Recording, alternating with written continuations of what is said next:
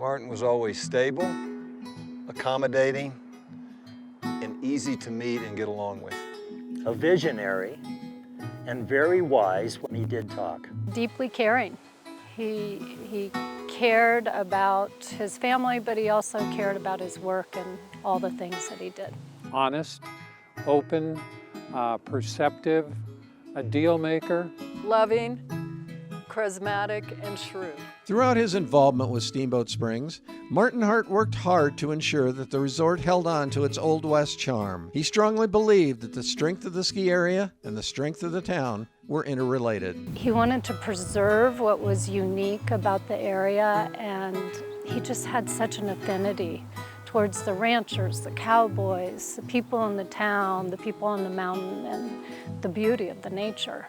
When LTV Recreational Development purchased Steamboat Springs Ski Area in 1970, their plan was to modernize it and turn it into a year-round resort. Ultimately, it was Martin Hart who laid the foundation for what Steamboat is today.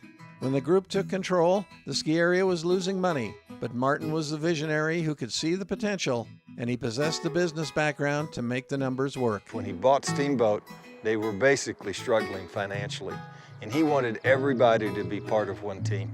And that's the reason that he bridged so many gaps between all the different entities so he could make it work financially. Martin was a down-home, no-nonsense, get-her-done kind of guy, and that fit the personality of Steamboat very well. Martin was a perfect fit for Steamboat. True to form, he acted immediately by selling off parts of the resort, which reduced debt and enabled significant capital investments. Within 3 seasons, $15 million was spent to make Steamboat a first-rate ski area. By the end of 1986, more than $30 million in improvements had been made, and Steamboat was considered one of the top 4 ski areas in Colorado. Within 10 years of he and his group buying Steamboat, they had done $30 million of capital investment. And that doesn't seem like much now, but that was huge money then. One of the first major capital investments Martin and his group made was $4.2 million in snowmaking equipment. After a year, they needed some way to be open even when the snow wasn't good. So he put in the first of its kind snowmaking machine that saved them in a lot of years to come. Martin oversaw Steamboat's increasing the number of lifts, skiable acres, and the building of 2 fine dining restaurants on the mountain. Along with this came the Silver Bullet, the first 8-passenger high-speed gondola in the world, introduced in 1986. He was so interested in every little detail, like how would people sit on the gondola? Would they be comfortable? And he loved being involved, down to the littlest of details. Through his leadership and his business acumen, he took what was at that time primarily a little-known, almost boutique ski area in northwest Colorado and turned it into a resort that is known throughout the world. Most agree that the expansion of the Hayden Airport that same year was a game changer, allowing greater access to Steamboat. Martin was instrumental in launching direct flights into Hayden by collaborating with Routt County Commissioner Bill Haight.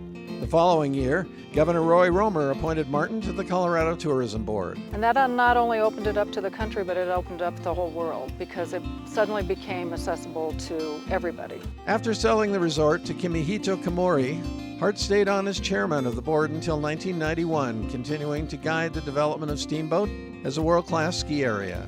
During that time, the first ever snowboarding halfpipe was built on the mountain, keeping Steamboat growing, expanding, and current. Even after it was sold, he stayed on with the Komoris and, helped them run it because he cared about the town and the employees and the ski area. Martin Hart truly believed that it was important to maintain the connection between the town and the ski area and worked hard to maintain traditions that included and helped the townspeople. Examples of this include the annual Cowboy Downhill, giving opening day receipts from each season to the Winter Sports Club for scholarships, and being a founding member of the Yampa Valley Foundation, which provides support for those in the community needing financial assistance. He started foundations that helped people that lived in the community, as well as bringing them a stable economy that they may not have had before.